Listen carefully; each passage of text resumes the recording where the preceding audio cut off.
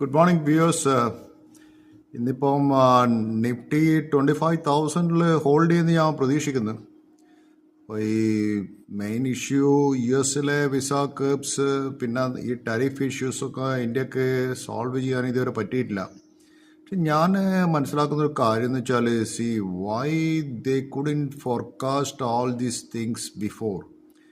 നമ്മുടെ ഈ എക്കണോമിസ്റ്റുകൾ അല്ലെങ്കിൽ മിനിസ്റ്റേഴ്സിനോ പ്ലാനിങ് ചെയ്യുന്ന ആൾക്കാർക്കോ ഈ US ആയിട്ടുള്ള റിലേഷൻഷിപ്സും ഈ വിസ കേബ്സും അല്ലെങ്കിൽ ഇതുപോലുള്ള ടാരിഫ്സ് ഇൻക്രീസിനെ കുറിച്ചൊക്കെ ഇവരൊക്കെ ഒരു യാതൊരു തരത്തിലുള്ള ഒരു ആൻറ്റിസിപ്പേഷനും ഫോർകാസ്റ്റിങ്ങും ഉണ്ടായിരുന്നില്ല. ഇത് ഇങ്ങനെ വന്നിട്ടുണ്ടെങ്കിൽ എന്തായിരുന്നു നമ്മളെ കൺട്രി ചെയ്യുക എന്നുള്ള കാര്യം. സോ ഇതിപ്പം സഡൻലി ഇങ്ങനെയുള്ള ഒരു ടാരിഫ് വന്നു കഴിഞ്ഞു.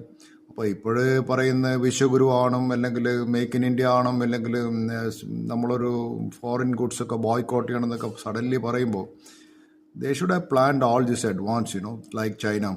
പക്ഷെ ചൈന വലിയ കാര്യമായിട്ട് പുറത്ത് ഇങ്ങനെ ബോസ്റ്റ് ചെയ്യാറില്ലെങ്കിലും they always do things before it happens. So പണ്ട് ഇപ്പോൾ എനിക്ക് തോന്നുന്നു വെച്ചാൽ ഇപ്പോൾ ടാരിഫിനെ കൊണ്ട് many small companies, export oriented companies, നമ്മുടെ നാട്ടിലുള്ള ഷ്രിംപ് അല്ലെങ്കിൽ leather exports, textile exports, gems and jewelleries, ഇതുപോലുള്ള കുറേ കമ്പനികളിലെ ആൾക്കാർക്ക് ജോലി നഷ്ടപ്പെടാനുള്ള സാധ്യത കൂടുതലാണ്. മിക്ക കമ്പനികളും അടച്ചുപൂട്ടേണ്ട അവസ്ഥയിലെത്തും. കാരണം ഇവർക്കൊന്നും വേറൊരു മാർക്കറ്റ് പെട്ടെന്ന് പോയിട്ട് അവിടെ കോമ്പറ്റ് അവിടെ ഇവരെ സാധനം വിൽക്കുക എന്ന് വെച്ചാൽ it's not a easy thing. So അത് വലിയൊരു പ്രശ്നമായിരിക്കും എന്ന് എനിക്ക് തോന്നുന്നത്. അതുപോലെ ഈ സ്റ്റുഡൻസ് ഇപ്പോൾ ലോണൊക്കെ എടുത്തിട്ട് പഠിക്കാൻ പോയ പൈസയുള്ള ആൾക്കാർക്ക് എവിടെയും പ്രശ്നമില്ല. There is no problem at all. നാളെ ഇപ്പം $100,000 വിസക്ക് ആക്കിയാലും നോ ഇഷ്യൂ. പക്ഷേ most of the middle class students പഠിക്കാൻ പോയത് ഇവിടുന്ന് ഹ്യൂജ് ലോൺ എടുത്തിട്ടാണ് പോയിട്ടുള്ളത്. അപ്പോൾ ഈ 10-80 ലക്ഷം ഉറുപ്പ്യേൻ്റെ മുകളിൽ ലോണും, അല്ലെങ്കിൽ ഈ ലോണൊക്കെ ഇവരൊക്കെ ഇനി ജോലിയില്ലാണ്ട് അവിടെ എങ്ങനെ തിരിച്ചടക്കാൻ പോകുന്നു എന്നുള്ള കാര്യം വലിയൊരു ഇഷ്യൂ ആണ്. അതിപ്പം അവരയച്ച പാരൻസിന് വലിയൊരു ഹെഡേക്ക് ആയിരിക്കും. പിന്നെ ഇവർ പറയുന്നത് ഇപ്പം ജർമ്മനിയിൽ അവർ ഡോർ ഓപ്പൺ ചെയ്തിട്ടുണ്ട്, ചൈനയിൽ അവരെ door open. That's all true. പക്ഷേ Germany is not a English speaking country, China is not a English speaking country.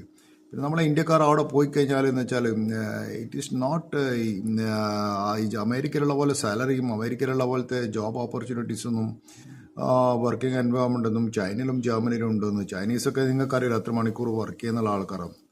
So അതുകൊണ്ട് എനിക്ക് തോന്നുന്നത് വലിയൊരു അഡ്വാൻറ്റേജ് ഉണ്ടെന്ന് എനിക്ക് തോന്നുന്നില്ല. സോ മോസ്റ്റ്ലി എനിക്ക് തോന്നുന്നത് it will create big economic issues in India. That's what the market is doing now. Thank you very much four